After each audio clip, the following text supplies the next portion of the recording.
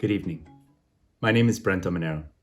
I'm a 2022-2023 Poetry Coalition Fellow. During my 10-month tenure, I'm assisting Letras Latinas, the literary initiative at the University of Notre Dame's Institute for Latino Studies. Welcome to Season 2 of Curated Conversations, a LatiNEXT Poetry Show. Letras Latinas is under the direction of Francisco Aragon, who served as MC for Season 1, a season whose episodes undertook deep dives into debut books, where each first book poet selected their own interlocutor. For Season 2, we're telling a different story, a transatlantic story, one that will feature conversations between U.S. Latinx poets and British Latinx poets, respectively. Francisco Aragon and British Latinx poet Leo Boix are the co-artistic directors of the series, with additional assistance from British Latinx literary activist Natalie Teitler, who co-directs Un Nuevo Sol, our presenting partner in the UK. Yours truly will serve as MC. Season 2 is made possible thanks to a grant from the Poetry Foundation and the collaboration of the Writer Center in Bethesda, Maryland, who, once again, is our host and co-presenter alongside Poet Lore. Special thanks to Zach Powers of the Writer Center for his crucial behind-the-scenes assistance. Tonight, we are sharing the third episode of the season, one which will present a conversation between José Olivarez and Oliver Sedano-Jones. In this episode, José and Oliver discuss their books Promises of Gold and The Cardboard Sublime, respectively. José and Oliver meet for the first time to discuss identity poetics and persona. They cover a wide range of topics, including different ways to end a poem, pop culture references, intended audiences, family, love, and more. Enjoy. It's good to meet you. Nice to Really meet you, enjoyed Oliver. reading your books Yeah. even. Likewise. Yeah, Very good to read The Cardboard Sublime. yeah. Yeah, so I read Citizen Illegal like a couple of months ago even, so I've had that in my head longer. I know you wanted to talk more about Promises of Gold that I read like last week. But for me, like most interesting is, having read 2 books by you is seeing like your progression between them, like how you've developed. So it was really, really awesome. Thank you. Yeah. Yeah, I'm curious to hear, what you kind of saw as that progress. I think I'm still too close to really get a full idea myself. I guess I saw in the Promises of Gold, there was like, I kind of messaged you about this earlier, but there's a kind of layer of tenderness or center of tenderness that was starting to come out, like, because you deal with some really like heavy stuff. A lot of the poems, there's a lot of like self-recrimination, a lot of worrying about your identity, about your parents, like deep therapy stuff. And then a lot of the poems are coming out with this really lovely like tenderness that's coming out underneath, like the love is really shining through. I thought that was like amazing. And if you wanted to say anything about if anything changed in your life or how you approach writing that made that come out. Yeah, I mean, for me, part of that movement was in response to touring with Citizen Illegal.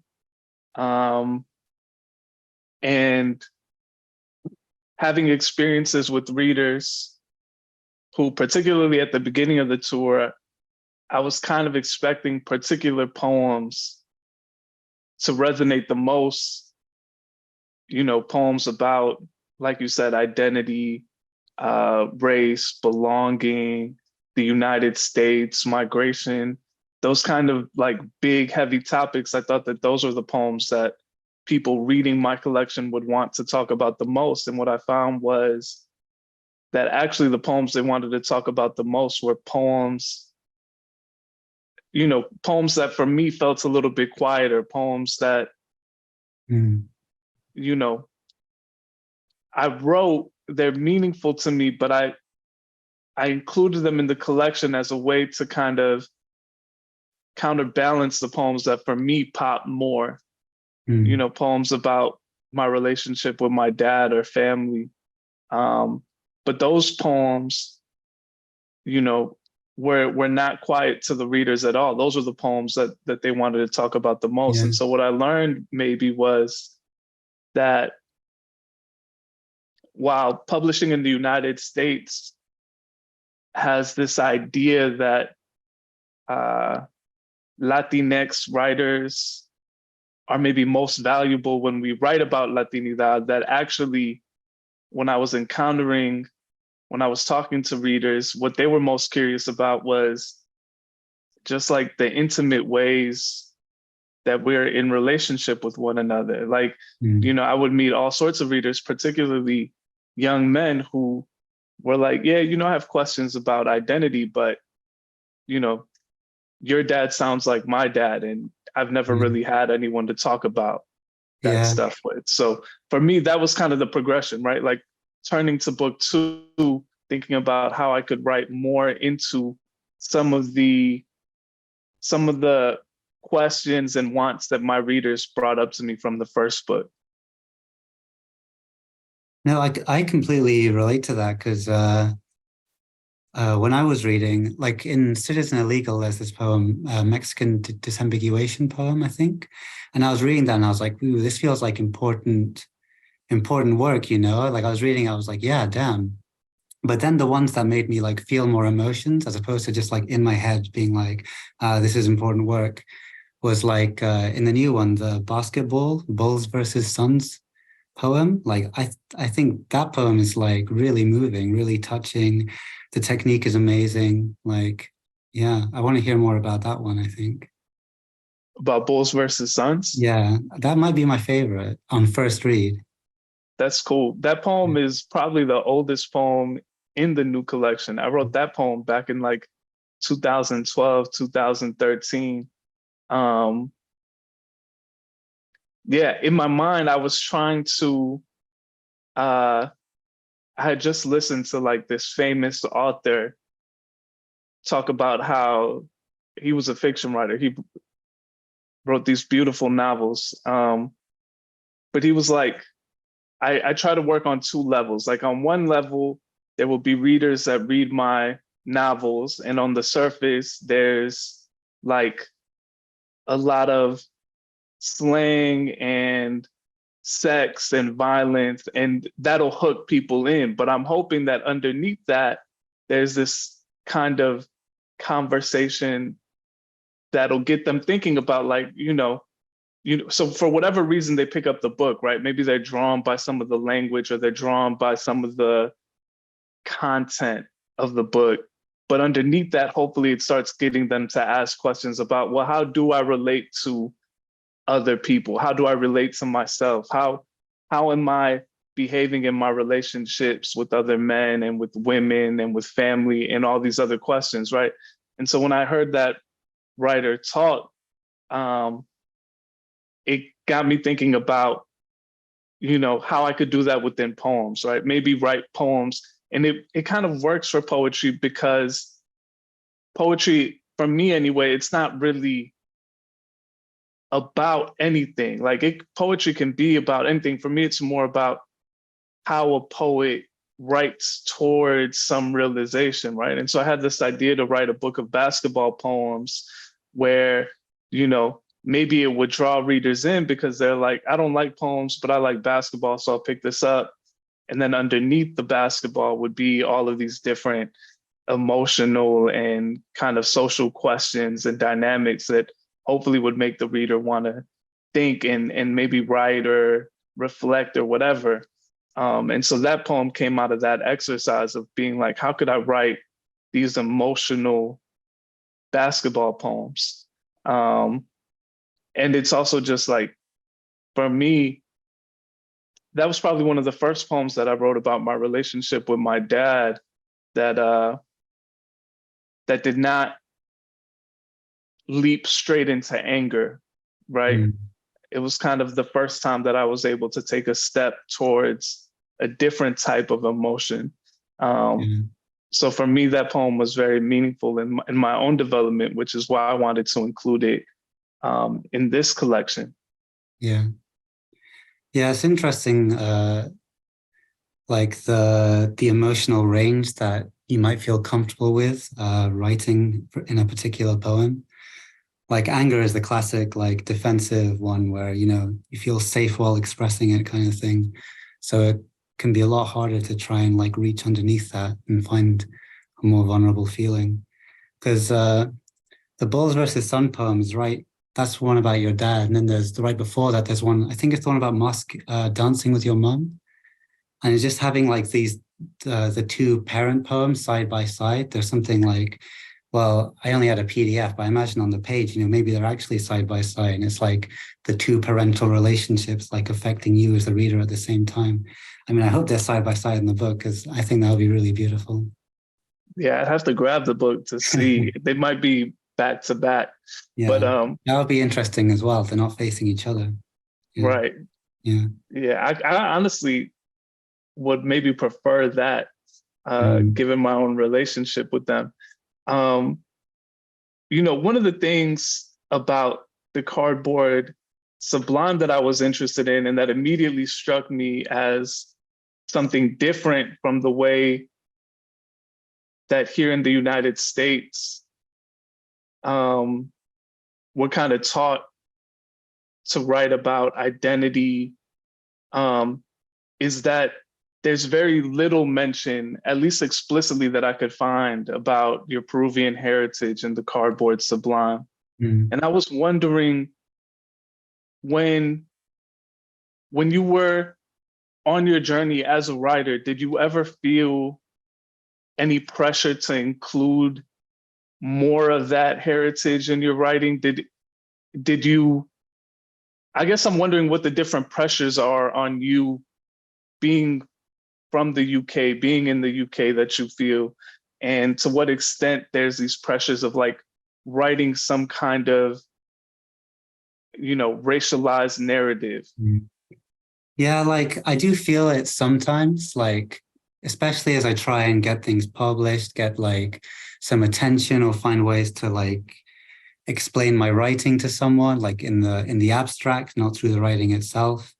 And if I see like successful writer that is writing about these like hot button issues, then I think, huh, you know, I could talk about that. But then at the same time, in my own practice, like I almost never want to write about like identity. In a way, like my whole experience of literature and writing is trying to kind of escape from myself, is a way of not being like me, not being like this like limited thing. It's trying to connect with something outside or something inside, but kind of leaving behind all the things I have to be every day. And you know, that's probably behind a lot of the techniques in the book. It's all very trying to get out of just what life is like day to day, trying to escape it in order to be able to see it, maybe. I love that, trying to escape it in order to see it. One of the things that I loved about the book was your approach to imagery. Whereas, you know, the images didn't end where I thought they might end, right? You took like to me, it felt like a very maximalist approach, right? Not trying to kind of be neat about it, but allowing the image to overflow and move and cascade into whatever direction it might go in.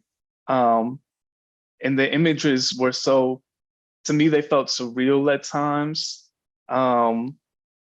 And it gave the writing like a distinctive form of, you know, I don't know what the word might be. Like, it was fun to read.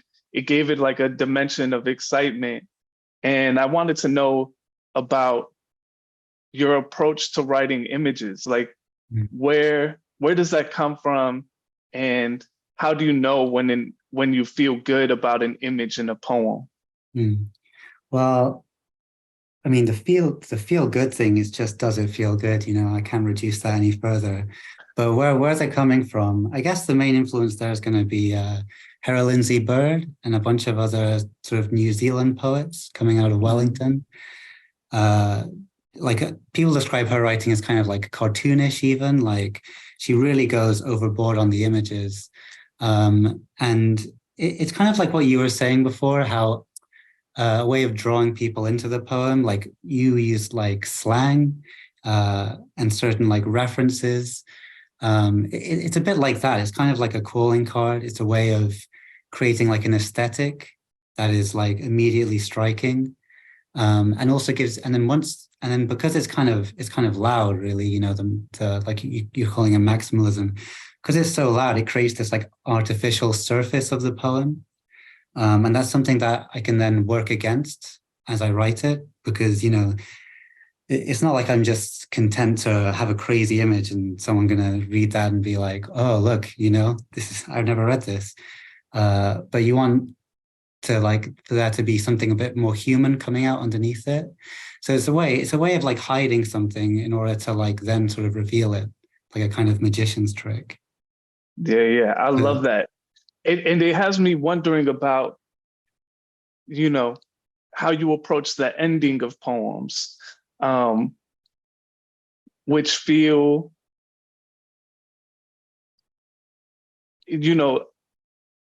I think about endings in different ways. You know what I mean? Like I started writing in the poetry slam. So the way that I feel comfortable ending poems is kind of towards a kind of pop at the end, right? Because I am imagining the audience filling that space with, applause or snaps or whatever, right?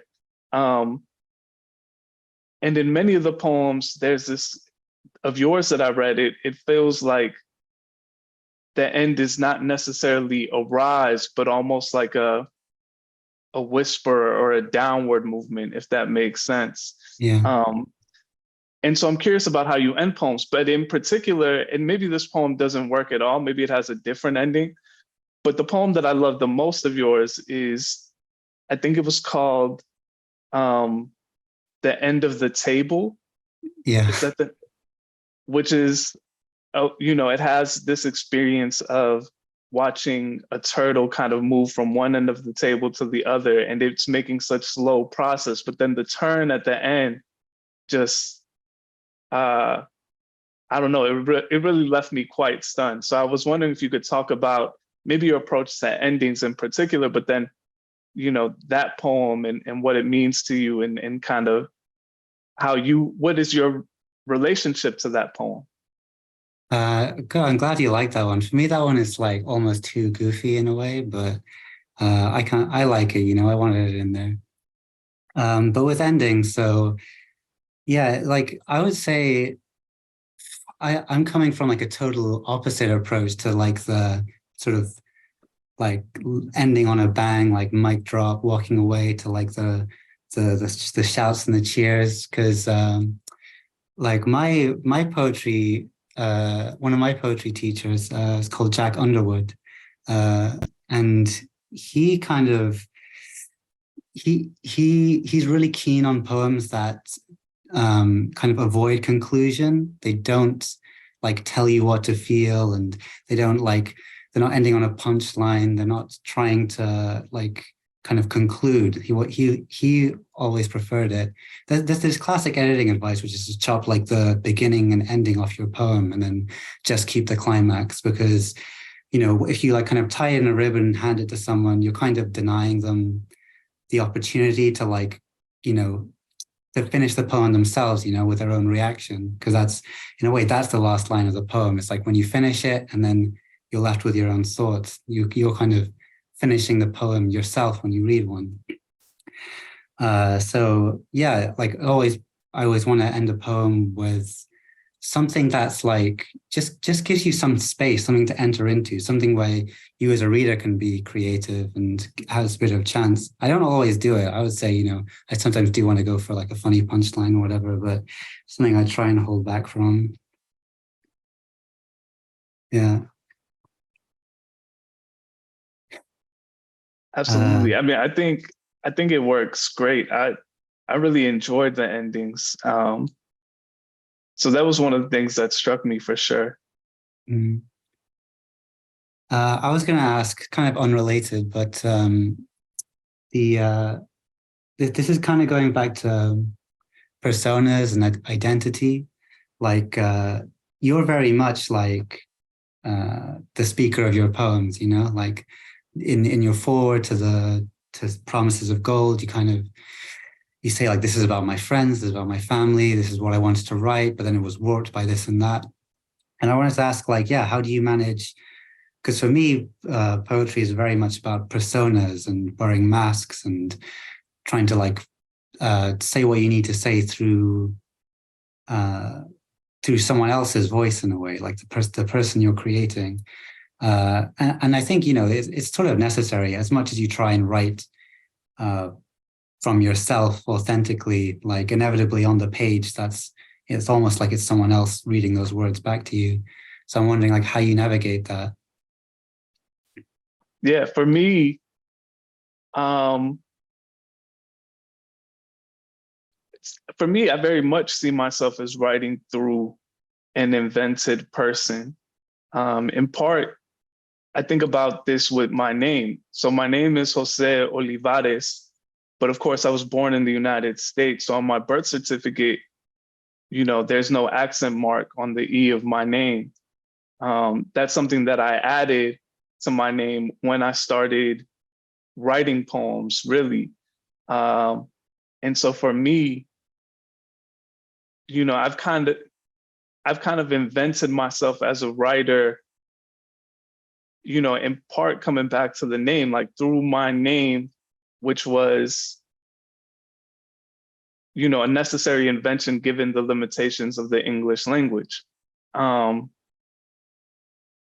so a lot of the poems, so they're based in autobiography, like they're not necessarily factual, or they're combined memories. You know, I never think about myself as writing autobiography or memoir. And so I don't care about staying faithful to how things factually happened. I'm always trying to create something that feels, that is emotionally viable, something that has an emotional life. And so, yeah, for me, like it very much feels similarly where I feel like I'm now, I don't know how many personas I'm inventing. And in part, what I'm trying to do is, especially now, kind of move away from writing books that have one voice and try and approach a more choral approach to writing. And so, for example, in Promises of Gold, some of those poems are written by other people. Two of the poems are written by one of my younger brothers. One of the poems is written by my wife. And that's something that I hope to do more of. But yeah, I would say very similarly for me, you know, I very much view myself as writing in persona. And so that's kind of how I create distance between like who I am and, you know, my day-to-day life and my private life versus when I can write, it gives me maybe more freedom to not feel like I'm going to embarrass myself or something, because it is kind of a created person on the page. That's really good to hear, because like, yeah, it just chimes with what I kind of feel about writing. And I noticed that, like, yeah, both your book covers have like masked figures on the front. Like you've got the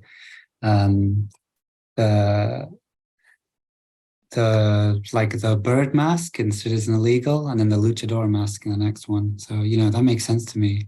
I wanted to ask specifically about the poems that like that's written like text from your brother. Like really looks really cool on the page, like really cool formatting. And I was wondering, is that actually found poetry, or did you write those texts yourself and put them in your brother's voice? No, those are poems. Those are texts that he sent me. Okay, that's what I figured. Yeah. He sent me those texts all in a string, all at once. And they were just, you know, immediately to me, especially because of the way text messages work, you know, where if you're like sending a string of text messages, it kind of looks like line breaks. They immediately look like poems to me. So I published them in the book with his permission. the first time I published them was on Instagram without his permission. And so that was definitely my bad on that. I should have asked him first. But yeah, he's really proud of those poems. Yeah. He actually writes poetry occasionally now, which is really cool. Oh, that's good. Yeah. But yeah, I don't know. I don't know how you feel, but in my family, humor has always been a huge part of both how we process emotion and then maybe also how we deflect emotion. And I think that comes through in those text messages. Yeah. I also wanted to ask more about the luchador figure. Like in the, I can't remember what it's called. It's the one where you're dancing with your mom right before the Bulls poem. You talk about like the different masks your mom has had to wear, and you go back to the luchador. And then, you know, I was like, oh, that's cool. I looked up, read some of the Wikipedia page for luchador, found out a bit more about them. And the interesting thing there is that the mask is both like the reason for their fame, but also it keeps them anonymous at the same time. And it's just like how, I mean, poetry is a weird exception because most poets use their real names, you know? I mean, plenty use a pen name, but the standard thing is your own name. And it's totally different from like, you know, if you're a music artist or a luchador, then you create a name, you do everything under that name. You get to have more of a separation. In poetry, I think there's almost an expectation for you to not do that, to have to be yourself. Yeah. I mean, like I said, for me, just adding the accent to my name is like a way of creating a pen name. That's a good way to put it. How do you manage the distance or proximity between what you're writing and what you're kind of living? I don't know. I feel like I don't manage it well. Like, I feel like in the poetry, like I said, I'm always trying to move away from like, just like the day-to-day ways of thinking that can kind of obscure what's really happening. But it's always a kind of, it's always a failure, you know? You always try and, you know, become the persona and then kind of fail and end up, you know, being dragged down by your own limitations as a writer, the limitations of your perspective, your sort of the vanity of like your ambition to write something great. Like all these problems kind of get in the way of you truly managing to sort of step outside yourself and just like become one with the poetry. And I don't know if there is a way of managing that. You just kind of have to keep trying. And I would say as you like write more and get more experience, it does feel like there is like a kind of writing brain that feels more and more separate from what I do every day, you know, making lunch and going outside, where it's just thinking about different things and having different considerations and looking at words as like, you know, pieces of art and shapes I'm moving around. And it's just, it gets a bit more abstract. And then that kind of helps me like really see what I'm actually writing and not just sort of be speaking it. Yeah. I guess one of the things that makes me think about is one of the ways that I see you maybe trying to establish distance is kind of two things that I noticed in the Cardboard Sublime. You know, one is like calling onto other poets. Like I think about that poem near the beginning of the book that mentions Frank O'Hara and Ariana Reines, and is kind of like using their words to kind of move maybe as opposed to like writing through your own voice, trying to kind of find your way through their voice, if that makes sense. And then the other way that I notice is there's like an abundance of like pop culture references and references to movie stars, you know, whether it's like Jaden Smith or Brad Pitt or Keanu Reeves or Vin Diesel. And so I'm wondering, like, how do you see, how how you see those kinds of what those, I guess I'm wondering two things, right? Like one, am I right in kind of seeing that that's one way of kind of moving away from the self, is by kind of looking towards other writers and maybe pop culture figures? And then the other thing that I'm wondering is, like, for you, like what makes a successful pop culture poem? Like, are there good ways to write a pop culture poem? I actually saw and watched an interview that discussed this exact question. It was with Dave Sedaris, who writes, I think, short stories that are kind of comedic, but kind of, profound. And he talks about, or he imagines writing about his, seeing through the window his mom watching a TV show. I can't remember the actual name of the show, and he compares just saying the name of the show, which people will get or not get, versus just describing it. And the show is about like a girl who's trapped in a bottle, and so he said he's comparing the reading experience of someone reading, I watched my mom watch X versus I watched my mom watch a show about a girl who's trapped in a bottle. And he's saying well, look, that's already creating something. And you've managed to make the pop culture reference, which is very mundane, you've managed to make it strange just by describing it. Mm-hmm. So that's probably the good way of doing it. I tend to just go straight for the name. I don't say, the gorgeous man, who plays like an awakened cyborg in the Matrix, right? I just say Keanu, and again, there is a risk there that, I'm kind of deadening the reading experience because everyone knows who Keanu is. It's it's a finished product. But at the same time, I'm trying to create this shell of surface to break through, like I said earlier. So Ariana Reynolds, who I mentioned in that poem, she has this amazing introduction to a Chelsea Minnis book, where she's talking about the way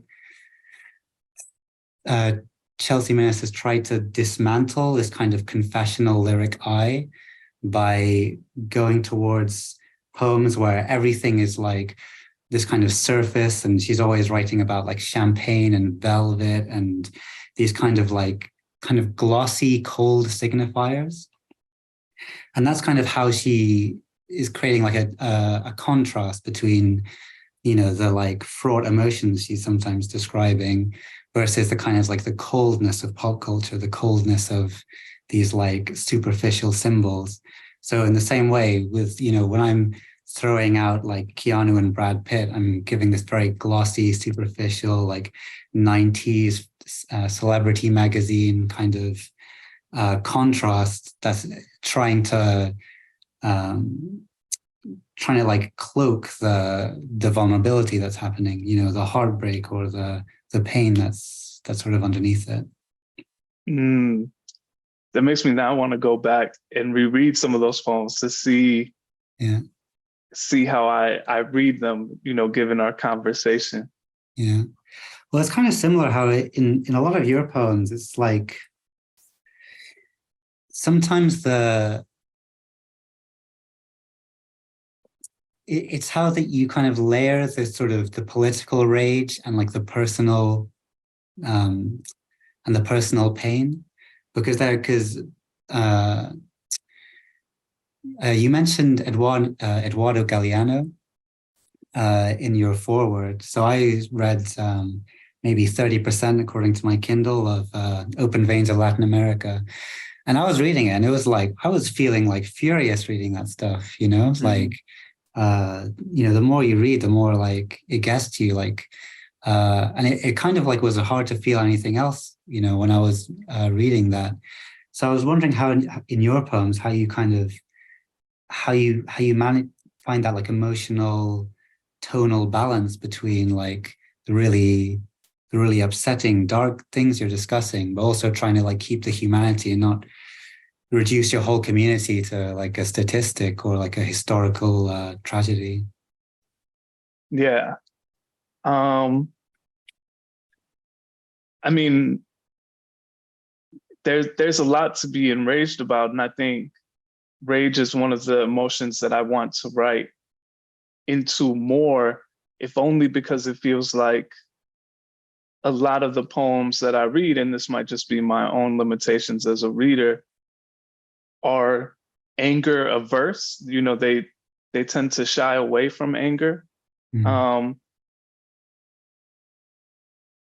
When I'm writing, I guess I'm considering a few different things. You know, one is I don't want to write poems that simply reinscribe perspectives that people can find on the news here in the United States. And so I don't want to write poems that, you know, simply reinscribe the tragedies that that affect my communities. I want to try to find different ways to write about the people that I care about. And so for me, in part, that comes from having grown up here and, you know, consumed a lot of different culture and media, and coming to an understanding that it was strange to me that so many of the narratives that I saw, whether it be in media or in pop culture about the Mexican American community, was so focused on the moment of crossing from Mexico into the United States, when that's such a small moment compared to all of the kind of life lived on this side of the border, right? And so trying to think about how those small moments ripple across time and have effects on, you know, not just my generation, but the generation before us. And then also thinking that it's weird that we're portrayed as such a tragic people when, like, my family was always throwing parties. There was always music and dancing and drinking, and there was always, you know, laughter. And again, like, a lot of the times it was not necessarily like joy for the purpose of joy. It was sometimes like joy as avoidance of all of the kind of things that were kind of threatening us, whether it be poverty or immigration laws or whatever. But it was weird to me that, you know, that there's this portrayal of us as almost like these tragic people when, you know, for me, like, Mexican Americans are like the funniest people I know. And so trying to write into the humor as opposed to the kind of the narratives that are already suspected of us, right? You don't need me as a poet to tell you that there is a migration crisis. You could turn on the news, you could read the New York Times, and you could read those stories. I think, you know, if I could, as a poet, and this is also about who I'm writing for, right? If I could write as a poet stories that might make my family, my people feel, you know, remember, I don't know if remember is the right word, but feel that sense of joy and community, and remember that we're not alone and that we're not kind of predisposed to dying in somebody's imagined border, then that feels more useful to me than kind of simply trying to draw out more moroseness out of, you know, real tragedy, if that makes sense. Mm. Can we talk about how you do bring out that, like, the sort of that human element? Because I noticed, well, in both of our books, there's loads of love poems, mine especially, but your love poems are like beautiful, you know, like really like moving, and especially when they're next to some of the more like the ones which are, you know, more aware of injustice, the ones where like there's like they feel like these beautiful capsules, like the one that's in A Taxi, where it's all just happening in this one moment, and it just feels like such an escape, especially given that you've read like all the you've had so much context for like how difficult it can be to like to love and experience love. Yeah, I wanted to talk about your definitions of love that you're kind of approaching in some of the poems. In Citizen Illegal, there's that poem "You Get Fat When You're in Love," which just talks about like being in love, like, and you kind of, it's like this poem of increase, and how like as like your emotion, as you can emotionally grow, like your body grows.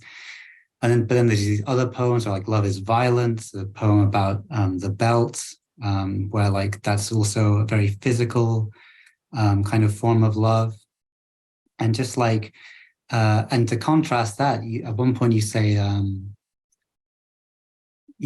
that I think the speaker's mom took the wrong lesson from Catholicism, that love is sacrifice, which is also related to how when you're discussing your mom in some of the poems, you create these like alternate realities for her, where she's not sort of having to like raise kids and having so much like responsibilities, where she's just getting to like experience kind of beauty and joy.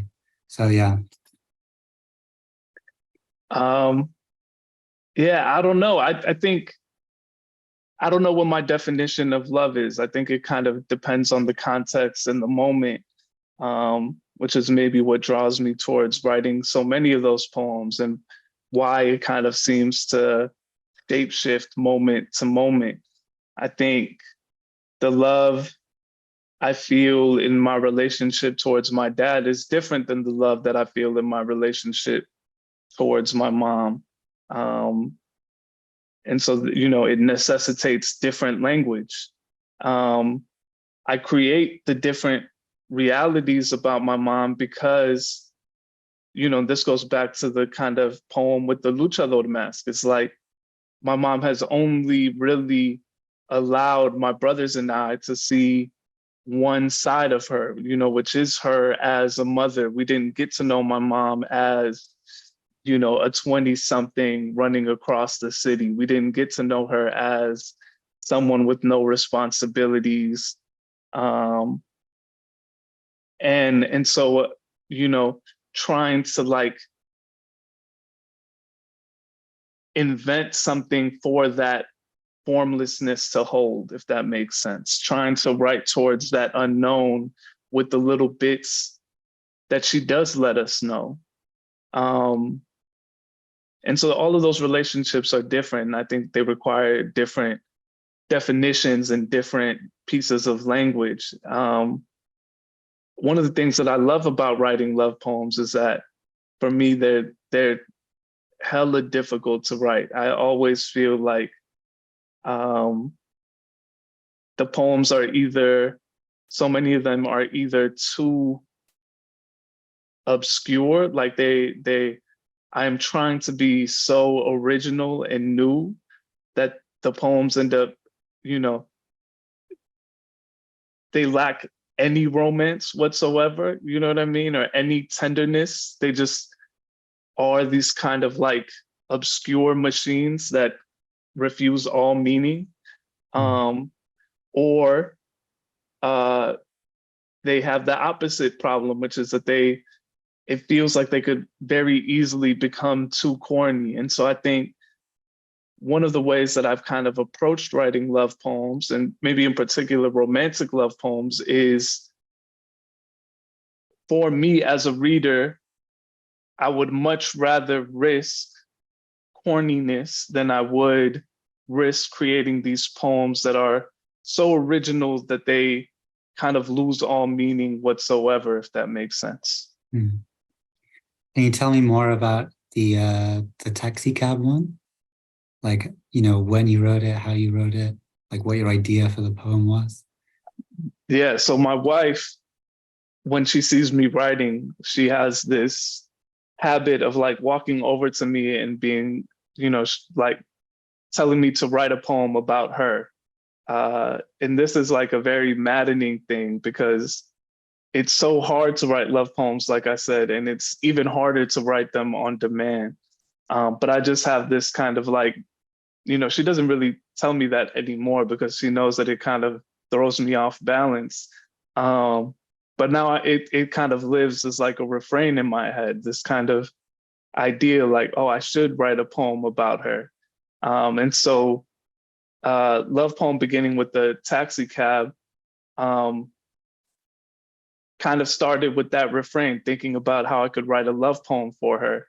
And also like having failed numerous times at writing these love poems. And so I was trying to think about how to kind of walk the line between corniness and something else. And so I was just thinking about, this memory and the first time we rode a taxi cab together. And I was trying to think about how I could charge that poem with desire and sex, and also some of the romance that looking back gives now, And so those were some of the things that were in my mind, and how I could do that in a way that wasn't too over.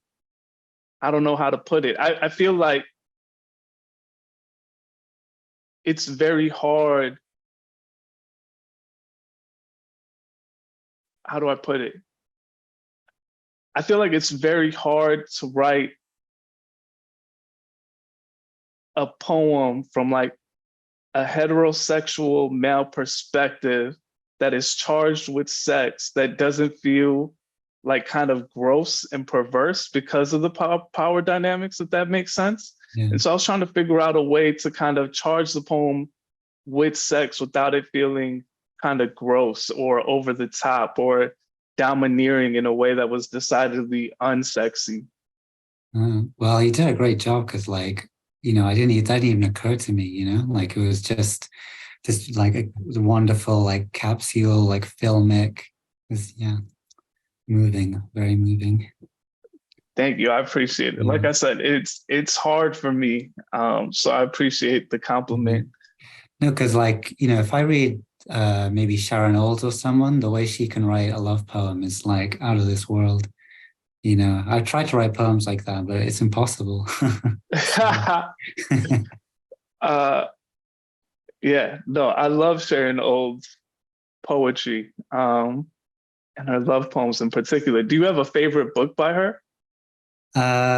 Well, I guess Stag's Leap is going to be the one, Yeah, for me, that's my favorite book too. Yeah, it's, but then again, like, I guess it's like, they're all charged with kind of like pain and heartbreak, and that's what gives them that's what makes their like sentimentality so moving, that it's coming from like such a difficult place.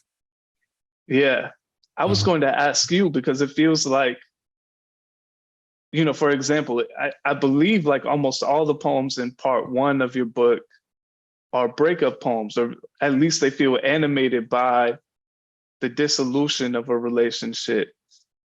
And so I'm wondering if maybe, do you feel like some of that Stag's Leapian charge that they're in writing love poems, that there's this, that one of the ways to kind of draw forth some of the complexities and joys of romance is to write them with the end in sight, if that makes sense?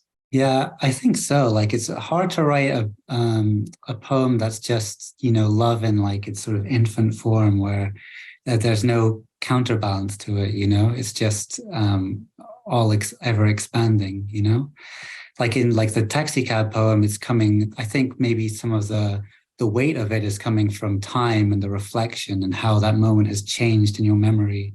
That's what's giving it a bit more like depth. It's not just written in the first burst of it. It's written with like this awareness of how it, deepens and matures, and how your own view of that event changes. And ditto, like all the poems that are like kind of break-up-y, a lot of them aren't, literally breakup poems. They're just poems that like kind of, maybe it's just like a personal tendency where it's hard to like feel something, that's really good without also then having to contemplate, it's ending, and and the more intense it is, I feel like the greater that like counter comes. So a lot of the poems, even when they aren't actually about breakups, they're all about just love and the impossibility of feeling of just knowing in like the middle of it that like this kind of feeling is like unsustainable, or like there's some kind of like problem that you're looking for. And that kind of creates the right sort of mental and emotional sort of circularity and revolution that can kind of draw in all the sort of natural imagery I'm drawn to. You kind of have this, like, I guess like an engine or a cyclone that can kind of just like pull things into it. And because it's caught between the love and, the fear of love's loss, you can really pour a lot into that emotion. And that's probably why so many of the poems that ended up in the book are like that. It's not that I only write that kind of poem. It's that sometimes if I'm just going off on one with crazy imagery, it's like, where's the emotional center, And so it's kind of like the more garish the imagery, the more hideous the emotions that have to kind of give it a center of gravity. Yeah, for sure. One of the last things that I wanted to ask you about is about your writing philosophy in general. So in one of the poems, and I can't remember which one it was, I was trying to find it, you mentioned that it's like a particular type of poems that get awards. I don't remember exactly what kind of language you used to describe those poems, but in my memory, it's like, serious, quote unquote, serious poems. To me, those poems oftentimes are also have like a dreary tone to them. They feel like they were written in like a thunderstorm, in black and white when I think about those poems, on film, something like that. And while there are melancholy moments, like you said, there's all of these deep emotions undergirding and, maybe through the surface of the cardboard sublime. Oftentimes, because the images have this particular bounce and extravagance towards them, they kind of feel to me a lot like the perfumed vampire in For My 11th Birthday, which has this great line, "A pink glow throbbed at the center of my bitter facade." And so I guess, that's a long way to say, like, what is your writing philosophy? Like, how do you see knowing, like, there's a particular type of self-awareness I think it takes to kind of know what types of poems get rewarded within, publishing, and to still turn away from that and write towards your own particular desires and wants, And I guess I'm wondering, like, both, like, how do you hold, the ambition that I'm sure you feel with everything else? And yeah, like, what is your writing philosophy? What draws you towards these particular poems and like writing this kind of like pink glow that breaks through the bitter facade?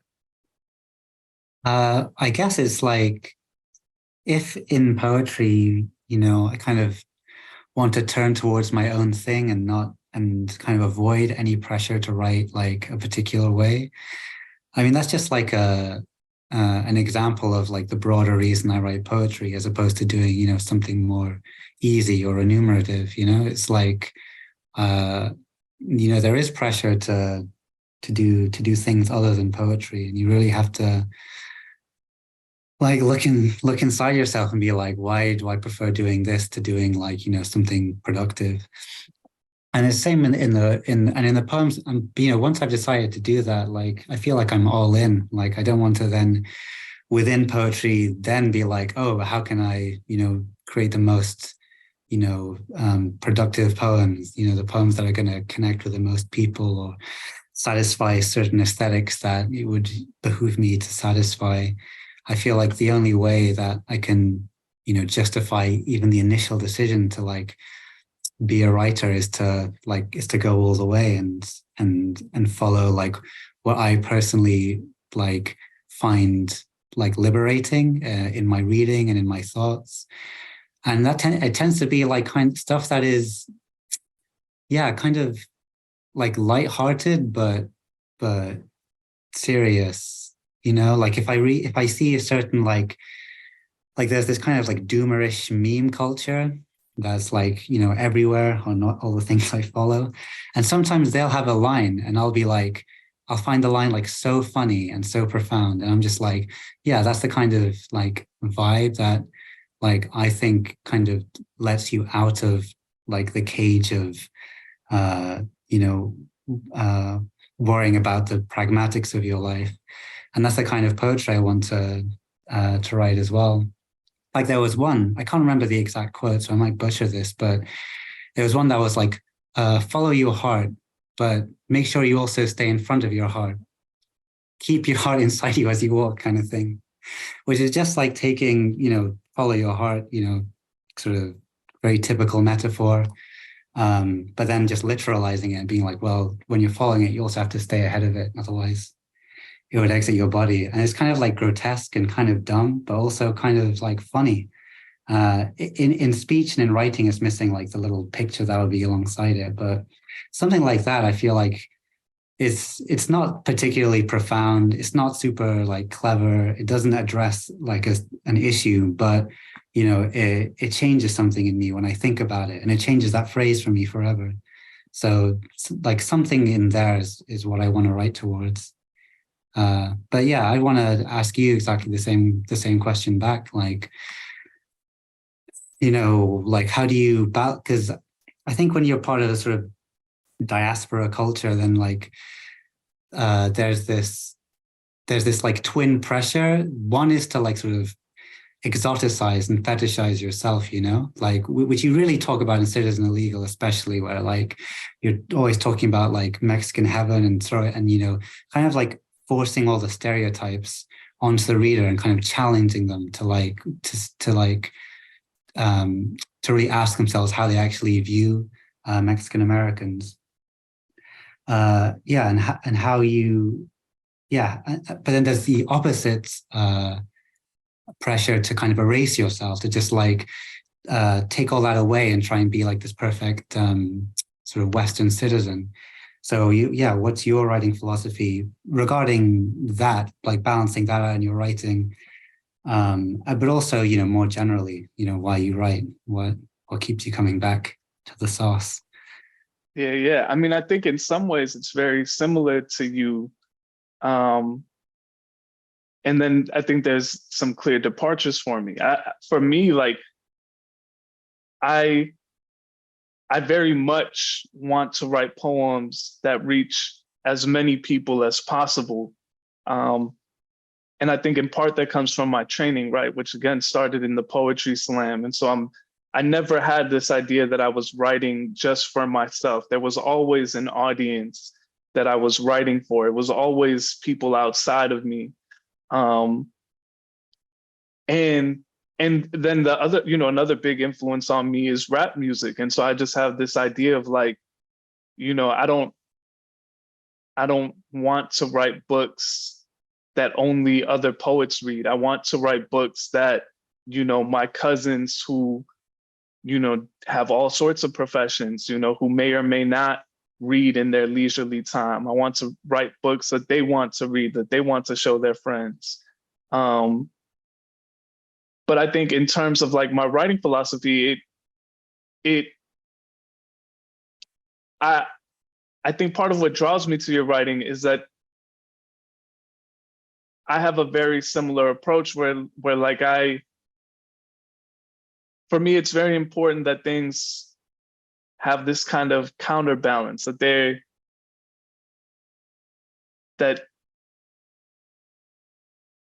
how do I put it? There's an emotional range that I'm writing with the full use of that emotional range. I always think about like visual artists, and you know, no one, I mean, perhaps visual artists put constraints on themselves, but they're allowed to use all of the colors when they paint, right? And I think it's strange that sometimes I'll be reading a book of poems and it feels like it's just one kind of emotional palette again and again and again.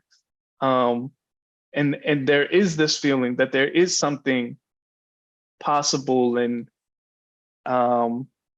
you know, I don't know if the word is freeing, but that might allow me to see more clearly my life when I read poems and they have this kind of expression, like you know, you brought it up from a meme, but I think for me it's, you know, memes are serious business in some ways. There's like a belief in my writing that the whole world is worthy of intense consideration, right? Not just one facet of it. And so I think that's part of my writing philosophy. And then in terms of, you know, you talked about diasporic life and this, you know, tendency towards rights issues. I think it's wild that, you know, and again, I don't know how different it is in the UK than it is in the United States, but there's this idea of trying to make everything hyper productive. And so if you're a diasporic writer, that, you know, you have to write within like the diversity, equity, and inclusion framework, right? You have to find a way to make your writing useful for other people. And I don't know, I guess I want to try and write poems and books that kind of subvert that understanding that, yeah, that we can be reduced to single issues in that way. And then the last thing that I'll say is like another big part of my philosophy is really about class. You know, I grew up in a working class suburb of Chicago, and I've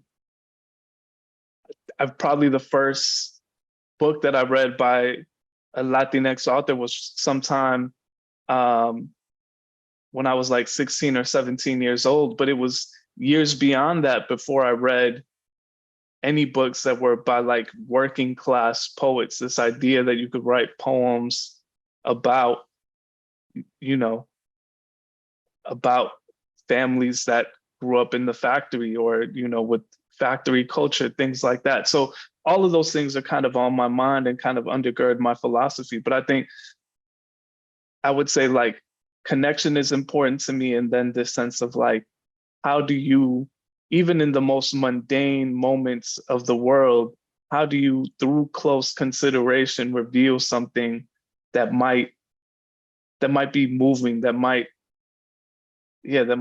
provide a breakthrough of sorts. Awesome. Cool. I think we're out of time. Is that about right? So yeah, I I think we're running out of time. I kind of wanted to ask you about Wolverine, but I don't know if we have time for another question. Yeah, you could ask me about Wolverine. Yeah, well, I kind of thought about this when you were asking about my use of like pop culture. Because yeah, Wolverine is like all over Citizen Illegal, but then, you know, he got lost on the way to Promises of Gold. And I wanted to ask, like, what happened to Wolverine? Yeah, I mean, in part, I had just seen the last Wolverine movie while I was in the process of writing Citizen Illegal. And if you remember that movie, it's the one where like Wolverine discovers that there's a whole generation of mutants that are kind of being made at a laboratory in Mexico. And so they have to like, he rescues these kids and takes them north. And so there's this whole migration narrative that made him important to me. But even beyond that, you know, Wolverine was like one of the only action figures that I got as a kid. You know, so many of the action figures that my family and I were able to afford, they weren't the real ones. They were always the knockoffs. But I had an actual Wolverine action figure. So he was important because, you know, he was a real superhero, not like a dollar store superhero. And so within my hierarchy of superheroes, he was always number one above all of the knockoff, you know, toys that I had. So that in part, that's why he was so important to that book. I don't know why he kind of got lost on his way to Promises of Gold. That'll be maybe something to consider for future poems is bringing back Wolverine. Yeah, I mean, he gets brought back every 5 years in the film, so why not in poetry? Yeah, exactly. There you go.